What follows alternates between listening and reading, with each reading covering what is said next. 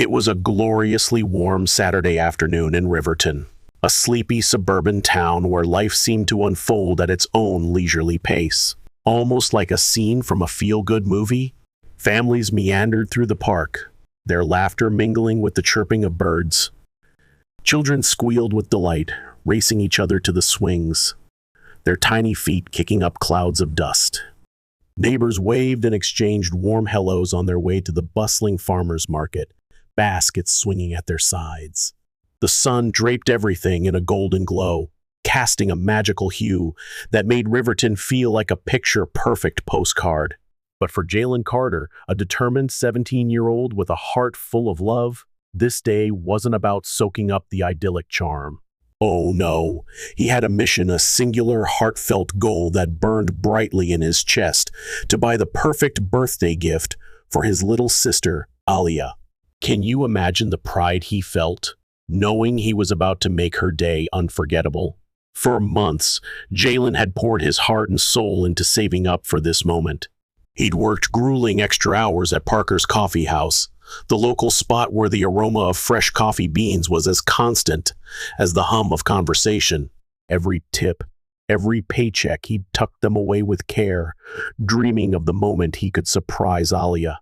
And now he'd found it, a delicate silver charm bracelet from Belmont Jewelers, the fanciest jewelry store in town. How many times had he walked by that shop, pressing his nose against the cool glass display, picturing Alia's eyes sparkling like stars when she saw it. Today was the day. He gripped his wallet tightly in his pocket, the weight of his hard-earned cash a comforting reminder of his dedication. This wasn't just a purchase. Oh no, it was a symbol of his unwavering love, a testament to everything he wanted to give his sister despite the challenges their family had faced. Could anything be more meaningful? As he neared Belmont Jewelers, the store's pristine glass windows shimmered under the sunlight, reflecting the lively streets behind him like a mirror to the world. Jalen paused for a heartbeat, adjusting his hoodie. Sure, it was unzipped, revealing a neatly pressed polo shirt that screamed, "I'm here with purpose." But he couldn't shake the nagging awareness of how some folks reacted to a young black man in a hoodie. Why did it always have to feel like a hurdle? He brushed the thought aside, determination flaring in his chest. Not today. Just walk in, buy the bracelet, and leave. That's the plan. Taking a deep breath, he tugged open the heavy glass door, the soft chime echoing through the store like a gentle welcome, or so he hoped. Inside, Belmont Jewelers was a dazzling world of luxury. Sleek glass display cases gleamed under bright, almost blinding lights, showcasing rows of gold and silver that sparkled like treasures from a fairy tale. Velvet-lined shelves added a touch of elegance, and the faint scent of expensive cologne mixed with polished wood hung in the air, wrapping the space in an aura of exclusivity. The customers, mostly well-dressed older women, browsed with an air of confidence, their diamond rings flashing as they admired necklaces and earrings that cost more than Jalen could even fathom earning in a lifetime. He felt their curious glances, sharp and probing, but he refused to let them dim his focus. His eyes were locked on that silver charm bracelet, the one that would make Alia's birthday unforgettable. Nothing else mattered. Behind the counter stood Margaret Whitmore, a middle-aged white woman with meticulously styled blonde hair and eyes so sharp they could cut glass. At first, her expression was neutral, almost bored, as if she'd seen it all. But the moment her gaze landed on Jalen, something shifted, something cold and unmistakable. Her lips pressed into a thin line, her fingers tightened on the counter, and those once bored eyes now burned with scrutiny. Jalen felt it instantly, like a punch to the gut. That silent, deafening question that always lingered when people like her looked at people like him. "What are you doing here?" Oh, how that look stung. He'd faced it before, the weight of suspicion clinging to him like an invisible chain in places where folks assumed he didn't belong. But Jalen was stronger than that. He wouldn't let it stop him, not today, not ever. With a polite smile, he stepped up to the counter, pointing at the bracelet in the display case. "I'd like to see that one, please," he said, his voice steady and calm. just as his mother had taught him to speak when navigating situations like this. Be clear, be respectful, don't give them a reason to twist your words. But Margaret, she didn't budge. Instead, she folded her arms, tilting her head with a smirk that dripped with condescension. Are you sure? She asked, her tone so patronizing it made Jalen's stomach twist. That one's quite expensive, you know. Expensive? Did she think he didn't know that? Jalen forced his expression to stay neutral, though his heart pounded with frustration. He reached into his pocket, pulling out his wallet and revealing the neatly folded cash he'd worked so hard to earn. I'm sure, he said firmly, holding her gaze. I have the money right here. Margaret's eyes flicked to the cash, and for a split second, her lips curled as if the sight of it offended her very soul. Did she think he couldn't possibly have earned it? Instead of softening, she seemed to grow even more tense, her fingers twitching near the phone on the counter. She didn't reach for the bracelet. Oh no, she let out a low, amused scoff that felt like a slap. And where exactly did you get all that money? She asked, her voice casual but laced with an accusation so sharp it cut through the air like a knife. Jalen stiffened, his breath catching. Excuse me? He asked, though deep down, he knew exactly where this was headed. Why did it always have to go this way? Margaret arched an eyebrow, her gaze never wavering. It's just a lot of cash for someone your age, she said, her words dripping with suspicion. Did you, borrow it from someone? Maybe find it lying around? The audacity. Jalen's jaw clenched, but he inhaled slowly, willing himself to stay calm. He'd done nothing wrong, nothing. I work at Parker's Coffee House, he said, each word deliberate and clear. I saved up for this. But Margaret? She wasn't buying it. She made a soft noise of disbelief, shaking her head slightly. She hummed, her nails tapping the counter like a countdown to trouble. And you expect me to believe that? Jalen swallowed the anger rising in his throat, his heart hammering. Yes, he said flatly, his voice steady despite the storm brewing inside. Margaret let out a dry chuckle, as if he'd told the most absurd joke she'd ever heard. Well, I suppose I should be flattered you thought you could fool me, she said, finally moving toward the display case. But I've been working here a long time, kid. I know when something doesn't add up. Fool her? Jalen's hands curled into fists at his sides, but he forced them to relax. This was supposed to be simple, a quick trip to buy a gift. He hadn't come here to be humiliated. Can I just see the bracelet, please? He asked, his patience wearing thin, his voice tight with restraint. Margaret sighed dramatically, as if he were the biggest inconvenience of her day, but she finally pulled out the velvet tray and placed it on the counter. Be careful with it, she warned, her tone sharp and cutting. It's worth more than you probably make in a year. The nerve! Jalen gritted his teeth, biting back the retort that burned on his tongue. He reached out, gently picking up the bracelet, his fingers brushing against the cool silver.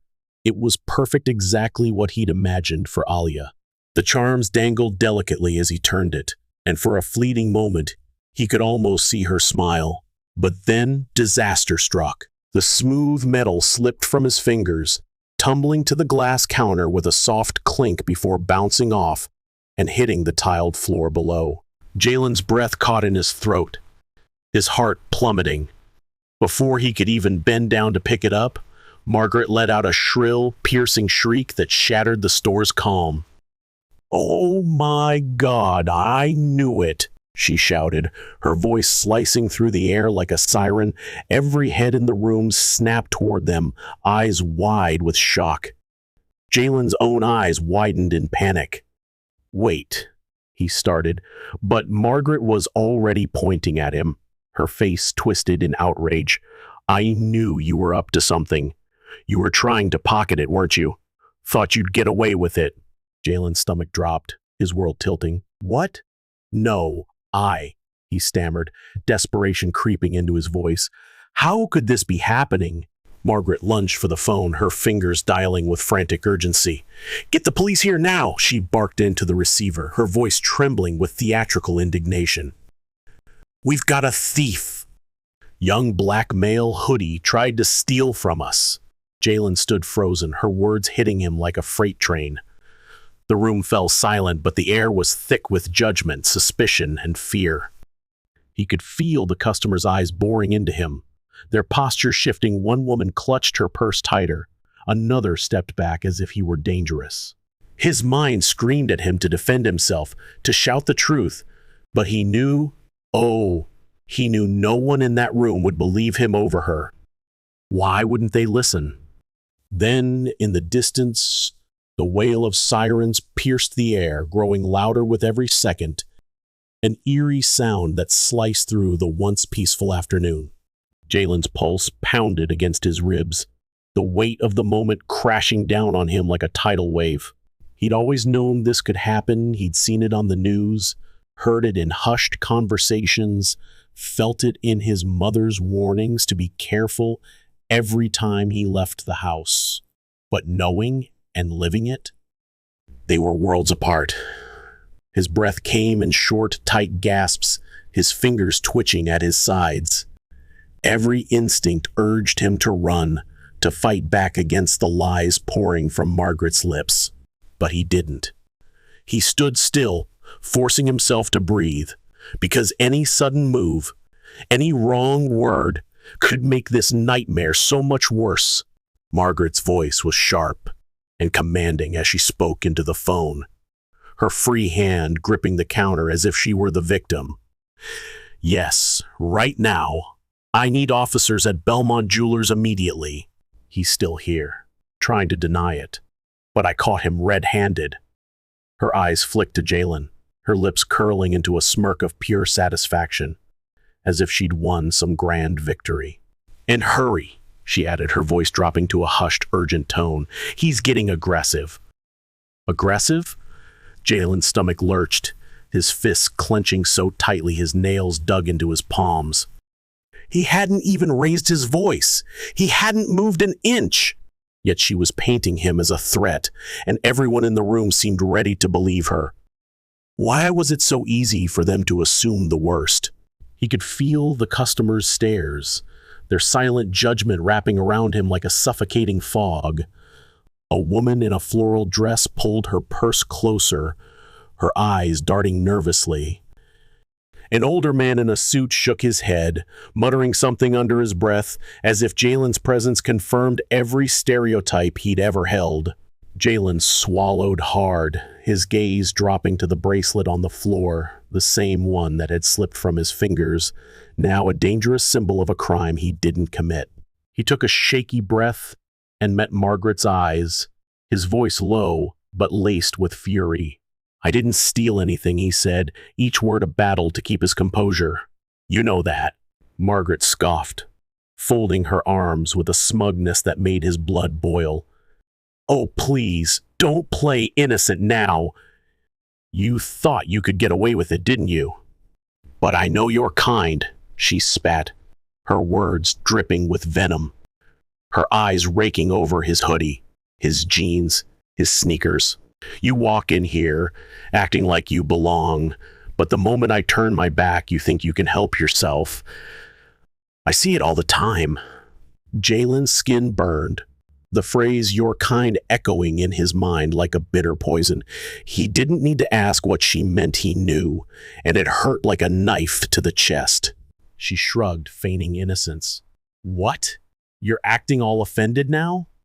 I'm just stating the facts.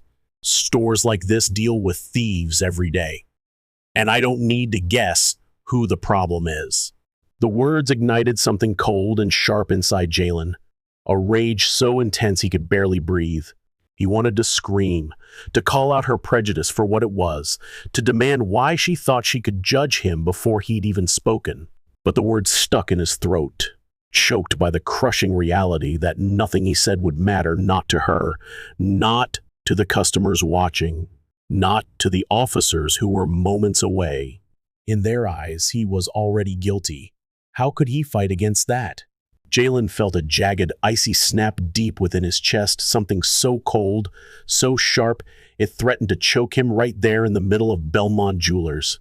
The urge to scream surged through him, a desperate need to shout at Margaret, to tell her how utterly wrong she was, how vile her accusations were, how disgusting her prejudice felt against his skin. But the words clawed at his throat, trapped, refusing to break free. Why even try?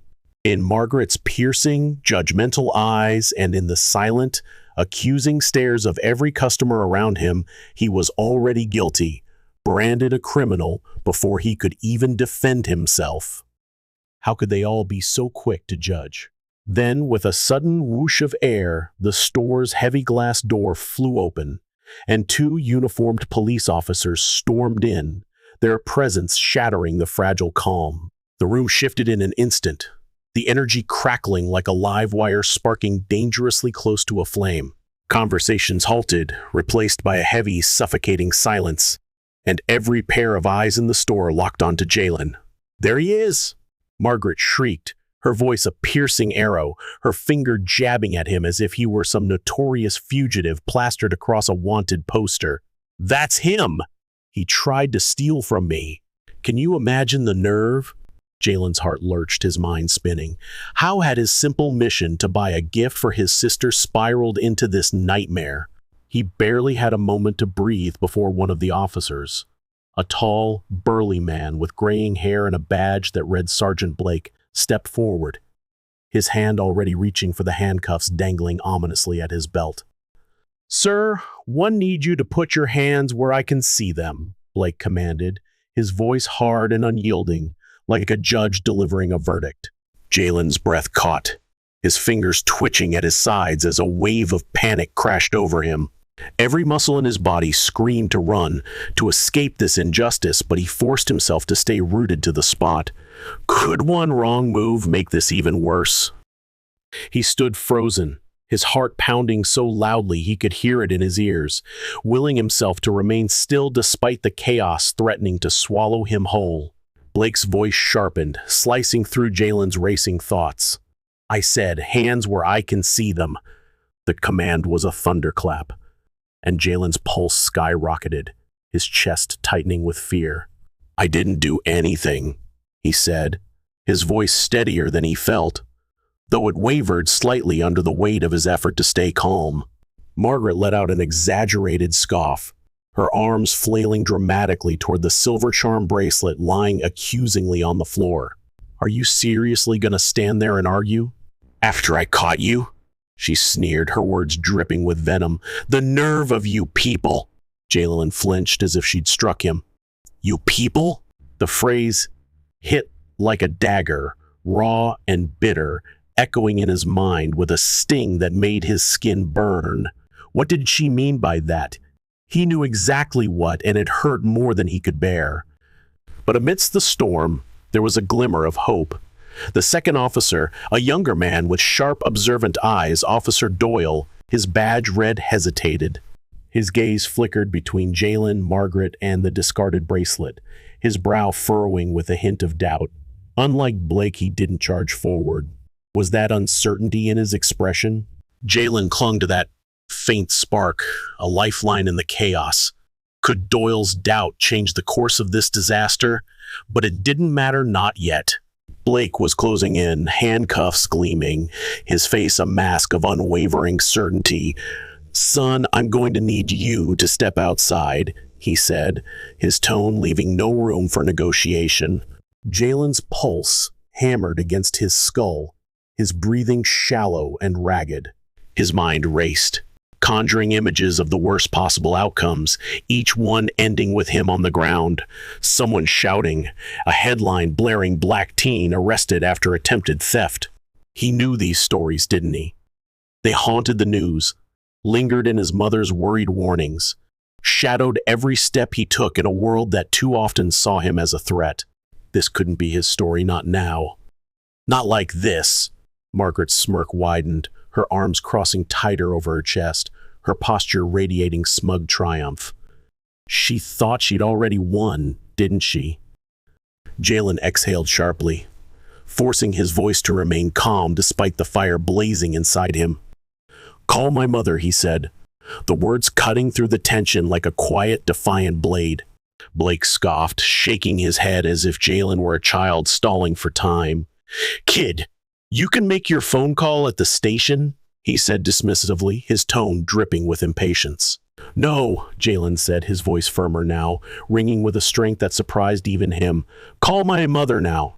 The words echoed through the store, unyielding, a declaration of his refusal to be silenced. Margaret rolled her eyes, her sarcasm as sharp as a whip. "Oh, sure, let's call Mommy," she mocked, her voice laced with cruel amusement.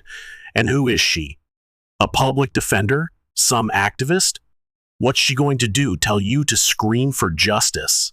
Her dry, humorless laugh grated against Jalen's nerves, but he ignored her, his focus laser sharp. With hands that somehow stayed steady, how did he keep them from trembling? He reached into his pocket, slow and deliberate, pulling out his phone. "Mom, I need you at Belmont Jewelers now," he said into the receiver, his voice calm but laced with urgency. Blake's brows furrowed, a flicker of confusion crossing his face, but he still didn't seem fazed. Doyle, though, shifted his weight, his eyes narrowing as he studied Jalen. Did he hear something in Jalen's tone? The quiet confidence, the absence of panic despite the danger closing in? Jalen wasn't afraid, not yet. He was waiting, holding on to a spark of hope that someone could turn this around. The minutes dragged on like hours, each second a heavy weight pressing down on the room. The air was thick with tension, so palpable it seemed to pulse. Margaret tapped her foot impatiently, her smugness faltering just a fraction as the silence stretched. Blake sighed, his grip on the handcuffs loosening ever so slightly, as if he sensed the situation wasn't as straightforward as he'd assumed. Doyle checked his watch, his expression unreadable but tense. The customers had backed away, their whispers filling the void like a chorus of judgment. Some pulled out their phones. Were they recording this injustice?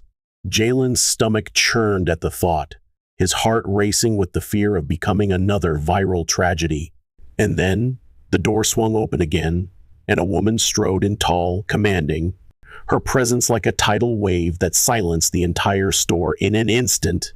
A navy blue suit hugged her frame, tailored to perfection, and her heels clicked against the tile with a precision that demanded respect. Her sharp eyes, so strikingly like Jalen's, scanned the scene with an intensity that made the air feel heavier, charged with authority. She held up a badge, flashing it with a confidence that left no room for doubt. "I'm Dr. Simone Carter," she announced, her voice cutting through the room like a blade of polished steel. "Chief of Police for Riverton PD." She turned, her gaze locking onto Blake with a fierceness that could stop a heartbeat. "And this," she said, gesturing to Jalen, "is my son." Can you imagine the shock that rippled through the room? The store fell into a dead, suffocating silence. For a long, agonizing moment, Simone Carter's words hung in the air, pressing down on everyone with an inescapable weight. Jalen barely breathed, his eyes fixed on the officers as recognition dawned. Blake stiffened first, his grip on the cuffs faltering, his once dominant stance crumbling like dry leaves. Doyle, who'd already shown hesitance, exhaled sharply, his posture shifting as if recalculating every step he'd taken. Did they realize the gravity of their mistake now? But Margaret? Oh, her reaction was explosive. Her face contorted, the smug smirk vanishing in a heartbeat, replaced by a raw, ugly mix of shock, anger, and desperation. She blinked hard, as if she could erase the truth, as if she refused to accept that this young black man, whom she'd so casually condemned, was the son of a woman who outranked every soul in that room. Her mouth opened, closed, then opened again. "What?" she stammered, her voice stripped of its venom, now trembling with panic. Could she feel her carefully constructed world unraveling right before her eyes? Simone didn't even glance at her, her piercing eyes locked on Blake like a hawk. "Sergeant," she said, her voice even but laced with a dangerous undercurrent that sent a chill through the room. I assume you have a reasonable explanation for why my son is standing here surrounded while you reach for your handcuffs without asking him a single question. The words were a challenge, daring Blake to justify the unjustifiable. He shifted uncomfortably, his jaw tensing, his hands slowly lowering, but he didn't let go of the cuffs entirely. "Ma'am, we received a call reporting an attempted theft," he started, his voice clipped and defensive. "We responded accordingly." Simone tilted her head, her eyes narrowing to slits. "You responded accordingly? And by accordingly, you mean storming in here, seeing a young black man, and deciding he's guilty without a shred of evidence?" Her words were cool, precise, but they carried a weight that made Blake bristle. "That's not what happened," he shot back, but the defensiveness in his tone betrayed his unease. "Really?" Simone said, her voice icy and unyielding. "Because that's exactly what it looks like to me." Oh, how those words landed like a hammer. Margaret, desperate to reclaim control, found her voice again, her pitch rising with hysteria. "I called because he tried to steal from me," she blurted, pointing at Jalen with a trembling finger. He dropped the bracelet and was clearly about to take it. "I stopped him just in time, and I did what any responsible citizen would do. I called the police before he could run off with my merchandise." Responsible? Was she serious? Simone exhaled slowly, her gaze shifting to Jalen for the first time since she'd arrived. He hadn't moved, hadn't spoken, hadn't even tried to defend himself. Why should he? The look in his eyes, anger simmering beneath a carefully composed surface, exhaustion etched into every line, told her everything she needed to know. The frustration, the pain, the knowledge that even as the son of Riverton's police chief, he was still just a suspect in their eyes. It tore at her heart, didn't it? She turned back to Blake, her voice steady but deadly. "Did you check the security footage?" Blake hesitated, caught off guard. "We were just about to—" "No, you weren't," Simone cut in, her words smooth and lethal, like a blade slipping through silk. "You were about to arrest him without reviewing any evidence, without questioning him, without doing your job." Her voice was quiet, but its authority echoed through the store, undeniable and deafening. Doyle swallowed hard, his eyes darting between his superior and Simone. His earlier hesitation had solidified into something tangible, a flicker of regret in his expression. "Ma'am," he said cautiously, his voice steady but tinged with unease, "we should check the footage." Blake's eyes snapped to Doyle, the unspoken betrayal clear, but he couldn't argue, not now, not with Simone Carter standing before them like a force of nature. He exhaled sharply, his jaw tightening. "Fine," he muttered, the word bitter on his tongue. Margaret's face twisted in disbelief, her voice rising to a near shriek. "What? No? I told you what happened. You're seriously going to listen to her?" She gestured wildly at Simone, then at Jalen, her disdain as sharp as ever. "You saw him. You saw how he acted. This is ridiculous." Ridiculous? The irony was almost laughable. Simone finally turned her full attention to Margaret, and in that moment, her gaze alone was enough to silence the older woman. Margaret's defiance wilted under the chief's quiet intensity, as if she suddenly realized her power was slipping away like sand through her fingers. "Miss S." "Whitmore," Simone said, her voice calm but sharp enough to cut through steel. "Let me make something very, very clear to you." She took a slow, deliberate step forward, each word heavy with purpose. "You're standing in front of a boy who walked into your store to buy a bracelet for his sister, a boy who saved his own hard-earned money to support your business. A boy you labeled a thief because you decided, before he even spoke, that he didn't belong here." The words hung in the air, sinking in, wrapping around Margaret's throat like a tightening noose. "So I hope, for your sake, that security footage backs up your story. Because if it doesn't," her lips pressed into a thin, deadly line, "you will answer for every word you've said." Oh, the weight of that warning. Margaret swallowed hard, her bravado crumbling like a house of cards. Blake cleared his throat, shifting uncomfortably. "Let's check the cameras," he said, his voice tight with reluctance. No one spoke as the store manager, who'd been frozen in the background, too stunned to act, scurried to the back to retrieve the footage. It played on a small screen behind the counter, the silent recording laying bare the truth. Jalen entering the store, speaking politely to Margaret, handing over his money, the bracelet slipping from his fingers to the floor. Every second was there no theft, no pocketing, no crime. Just a 17-year-old boy trying to buy a gift for his sister. How could they have gotten it so wrong? The silence that followed was suffocating, thick with the weight of exposed lies. Doyle sighed, rubbing a hand down his face, his shoulders slumping with relief or regret or both. Blake's jaw ticked, his expression bitter, as if he'd swallowed something sour. Margaret looked like the ground had been ripped out from under her, her face pale, her eyes wide with panic. Simone inhaled deeply, her tone dangerously soft. "So, tell me, Sergeant, what happens now? Do you still want to arrest my son?" The question was a dare, a challenge to admit their error. Blake said nothing he knew better. Simone turned to Margaret, her expression unreadable but piercing. "And you," she said, tilting her head slightly, "are you going to tell me what you were so certain of?"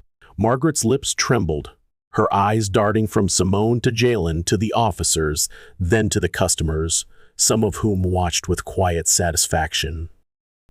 She stammered, her voice faltering. She had no defense, no justification, just the crushing realization that she'd played her hand too recklessly and lost everything. Simone gave a slow, knowing nod. "That's what I thought." Blake cleared his throat, straightening his shoulders, his voice tight with forced professionalism. "Ma'am, I think we're done here." Simone arched a brow, her voice sharp and unyielding. "No apology?" The question hung in the air, unanswered. Blake's jaw clenched, but he stayed silent. Margaret opened her mouth, grasping for words to salvage the situation, but there was nothing left to say.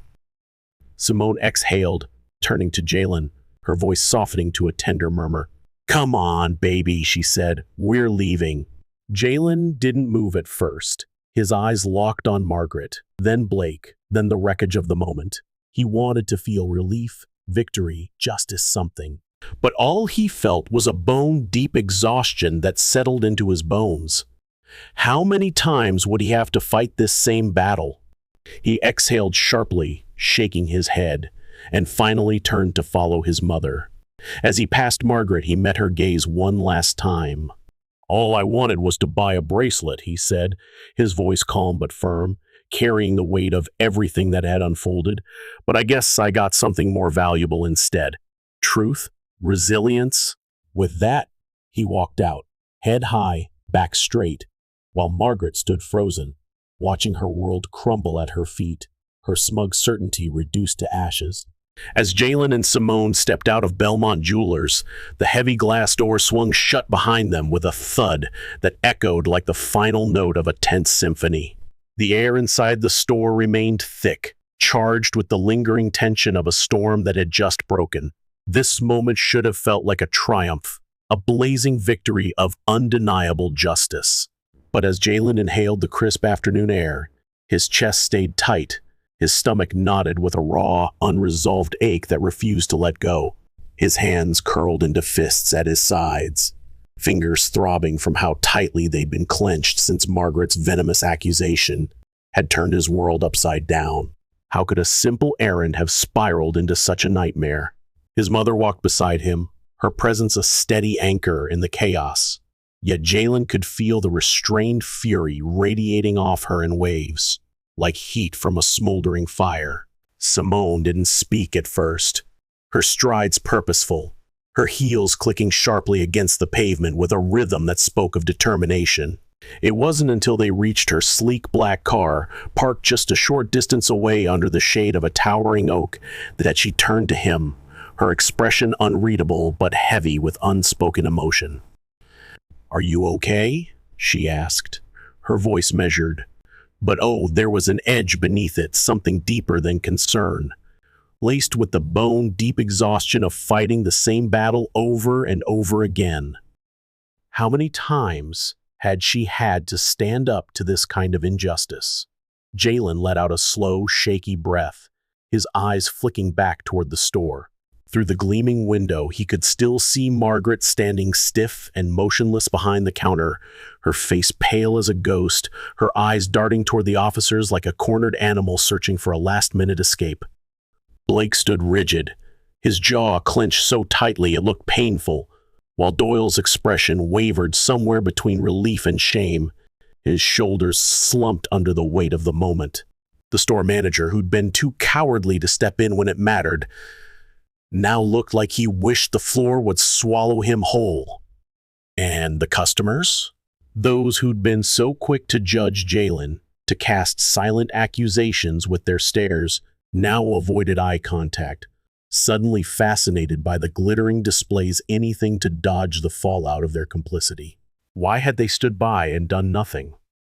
I don't know, Jalen admitted finally, dragging a hand down his face, his voice rough with the weight of his emotions. I should feel better, right? I should feel like I proved something, like I won. Simone studied him for a long moment, her sharp eyes softening just a fraction, and then she exhaled, her features gentling.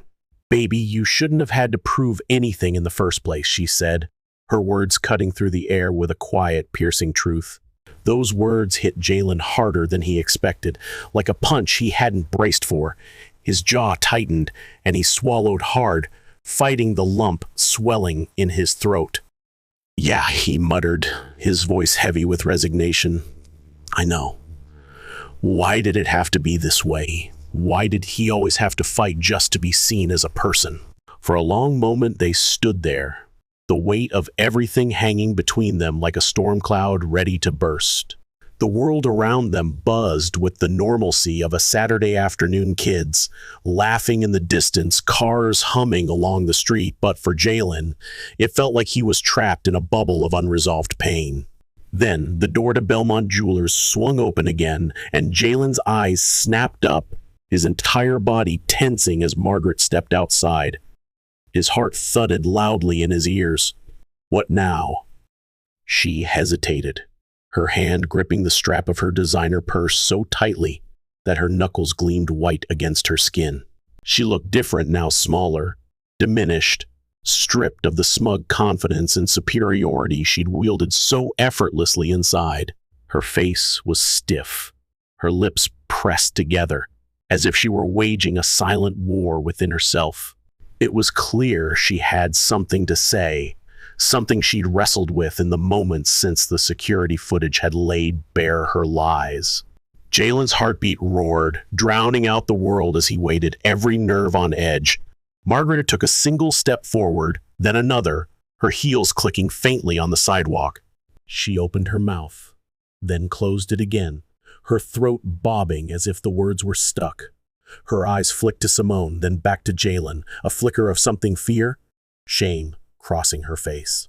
Finally, after what felt like an eternity, she let out a shaky breath and shook her head, her expression twisting into something pathetic, a wounded pride that made Jalen's stomach turn. She started, but no words followed. No apology, no admission of guilt. She just turned and walked away, her steps quick and uneven.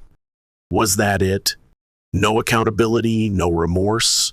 Jalen let out a sharp, humorless laugh, the sound bitter in his throat. Figures, he said, his voice laced with disgust. Simone scoffed, folding her arms tightly across her chest. Cowards never know how to say they're sorry, she said, her tone dripping with disdain. Jalen watched as Margaret disappeared down the sidewalk, her posture rigid, her pace frantic, as if she could outrun the consequences of her actions. He should have expected it, shouldn't he? He should have known that people like her never truly faced the harm they caused, never owned up to the pain they inflicted. But it stung, a fresh wound on top of an already bruised heart. Blake and Doyle emerged from the store next, their boots heavy on the pavement. Doyle glanced at them briefly, his jaw tight, his hands flexing at his sides as if he wanted to say something but couldn't find the words. Was he ashamed? Blake, on the other hand, barely spared them a look. He offered a stiff nod in Simone's direction, a grudging acknowledgement that he'd lost this battle, and then turned on his heel, stalking toward his squad car with a scowl. Jalen exhaled slowly, his breath trembling.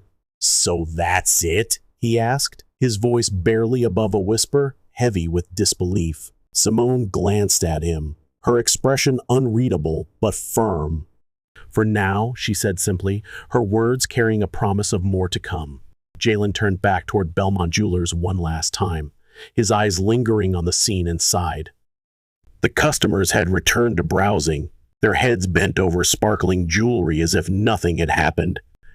As if just minutes ago they hadn't stood by, watching a black teen get accused of a crime he didn't commit, waiting to see how the drama would unfold. He clenched his jaw, then shook his head, a bitter taste in his mouth. "I just wanted to buy a bracelet," he muttered, the words laced with frustration and sorrow. "That's all it was supposed to be." Simone sighed, reaching out to squeeze his shoulder, her touch warm and grounding. "I know, baby," she said softly, her voice a balm against the raw edges of his pain. Jalen took a deep breath, then exhaled, his shoulders loosening just a fraction, though the weight of the day still pressed against him. He turned away from the store, away from Margaret, away from the lingering sting of everything that had transpired, and walked toward the car. Justice had been served, hadn't it?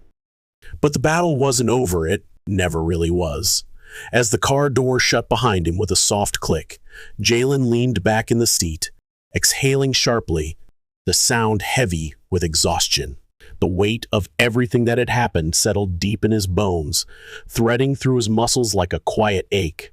Simone sat beside him in silence, her hands gripping the steering wheel, her nails pressing faint crescents into the leather, a subtle sign of her own restrained anger. The hum of the engine filled the quiet space between them, a low, steady drone, but neither of them moved.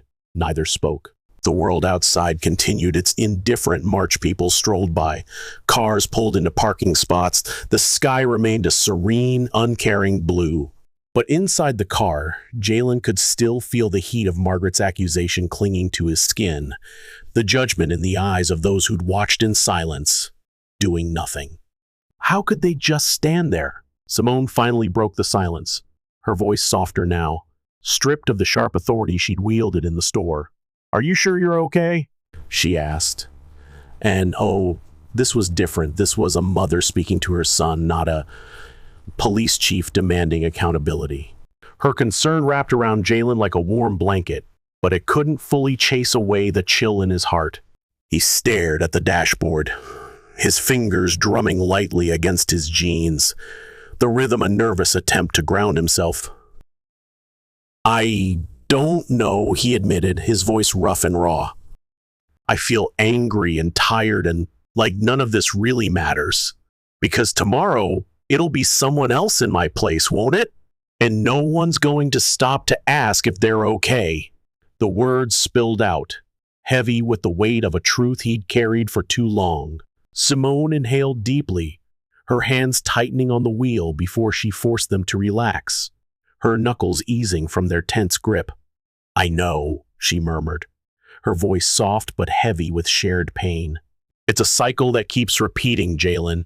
But today, we fought back. Today, you didn't let them break you." Her words were a spark, a reminder of his resilience, but they couldn't fully dispel the shadows in his heart. Jalen let out a bitter laugh, the sound sharp and hollow. "Didn't I? I stood there listening to that woman talk about me like I was nothing, while everyone else just let it happen. And even when she got caught, even when she knew she was wrong, she still couldn't say the words." He turned to Simone, frustration burning bright in his eyes, his voice rising with the weight of his pain. "How do you fight back against something that deep? How do you make people see you as a person when they've already decided you're not?" Simone didn't answer right away. She stared straight ahead, her lips pressed into a tight line, her eyes glistening with a mix of anger and sorrow. When she finally spoke, Her voice was quiet but unshakable, a steady beacon in the storm. By refusing to let them define you, she said. By making sure that no matter what they see when they look at you, you know who you are. By showing them over and over again that they're wrong, even when they refuse to admit it. Her words were a lifeline, but oh, they felt so heavy. Jalen clenched his jaw, turning to look out the window, the world blurring past in shades of green and blue. It wasn't enough, it never felt like enough. But maybe, just maybe, it was all they had. The silence stretched between them again, heavier now, more settled, like a blanket draped over their shared pain. Then Simone reached into her purse, pulling out her phone with a deliberate motion. Jalen frowned, his brow furrowing. "Who are you calling?" he asked, his voice wary, tinged with curiosity. She didn't answer right away, her expression unreadable as she scrolled through her contacts and pressed a name, lifting the phone to her ear. The line rang, and after a pause, she spoke, her voice firm and commanding. "Cynthia, I need a press release prepared immediately. Yes, regarding Belmont Jewelers." She glanced at Jalen, her eyes flashing with determination. "I want a full investigation into the call that was made to dispatch, and I want an internal review on Sergeant Blake. I also want a public statement on racial profiling and misuse of emergency services. And make sure the media knows exactly what happened today." Oh, was she serious? Jalen's eyes widened slightly, a spark of disbelief cutting through his exhaustion. "You're really going after them?" he asked, his voice tinged with awe. Simone lowered the phone slightly, giving him a knowing look that spoke volumes. "You think I was just going to let this go?" she said, her tone fierce. A mother and a chief rolled into one unstoppable force. Jalen exhaled, something between relief and disbelief settling in his chest, like a weight lifting just enough to let him breathe. He'd spent so long watching stories like this unfold the same way someone profiled, humiliated, accused, and then, even when the truth came out, nothing changed. But this felt different. This felt like a fight that wouldn't end the moment they walked away. He nodded slowly, the tension in his shoulders easing just a fraction. "Good," he said, the word carrying a quiet resolve. Simone returned to her call, her voice unwavering. "Oh, and Cynthia, make sure Margaret Whitmore's name is included in the statement." If she thought she could do this without consequences, she was mistaken. Jalen let out a slow breath, glancing down at his hands, the faint tremor in his fingers finally stilling. Maybe justice wasn't always immediate. Maybe it didn't come with a neat apology tied in a bow. But sometimes, justice looked like accountability, didn't it? And this time, he wasn't carrying the weight alone. 3 days later, Belmont Jewelers was everywhere, splashed across news channels, trending on social media, the talk of every corner of Riverton.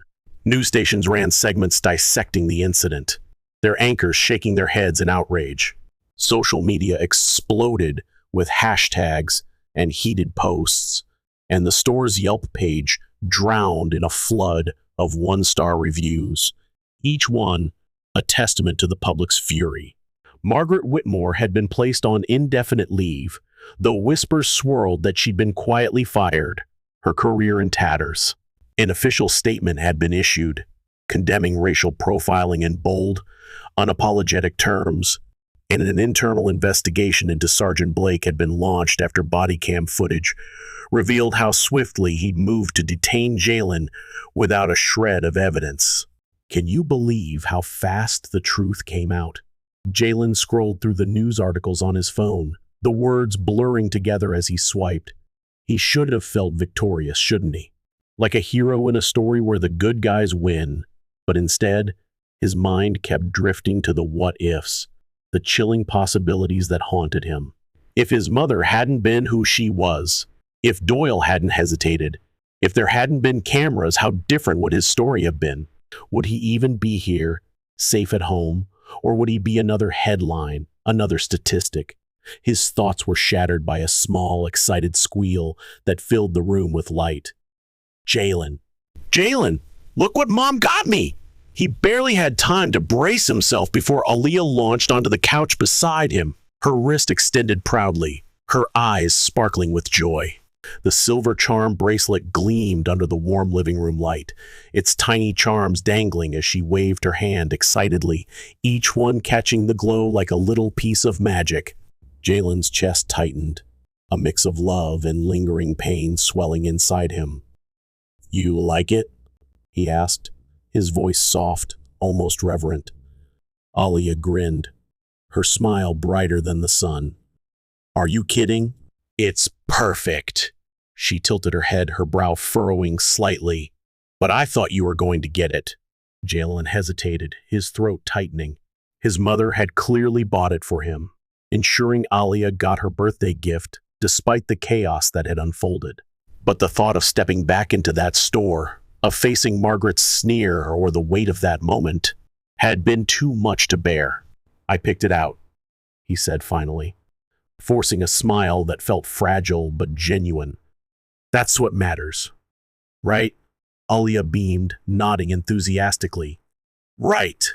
She flung her arms around him in a quick, fierce hug, her warmth chasing away some of the shadows in his heart, before dashing off to show their mother again, her laughter trailing behind her like music. Jalen exhaled, watching her go, a quiet peace settling over him. Maybe it wasn't a perfect ending. Maybe there'd never be a perfect ending in a world that kept throwing battles his way. But in this moment, Aaliyah was happy. Her joy a bright spot in the darkness. And for now, that was enough, wasn't it? Oh, how my heart aches reading Jalen's story, a raw, searing reminder of the insidious prejudice that still festers in our society. It's infuriating, isn't it? A young black teen, brimming with love for his sister, walks into a store with hard-earned money, only to be met with suspicion and scorn. Margaret's baseless accusations, the customer's silent complicity, it's a gut punch, exposing how deeply racism can taint even the most mundane moments. Jalen shouldn't have to fight to prove his humanity, yet he's forced to over and over, in a world that too often sees him as a threat before a person. How exhausting that must be. Simone's fierce intervention as police chief is a beacon of hope, but it's bittersweet. Why does it take a powerful figure to demand justice? The fact that Jalen's fate hinged on his mother's status is a chilling truth without her. Would he have been another headline, another life derailed? This isn't just a story, it's a clarion call to dismantle the systems that let Margaret's prejudice thrive unchecked. We need to confront these biases head on, to challenge the silent bystanders who let injustice slide. Aaliyah's joy over her bracelet is a fleeting light, but it's not enough, not when the war against racism rages on. I'm enraged, yet hopeful.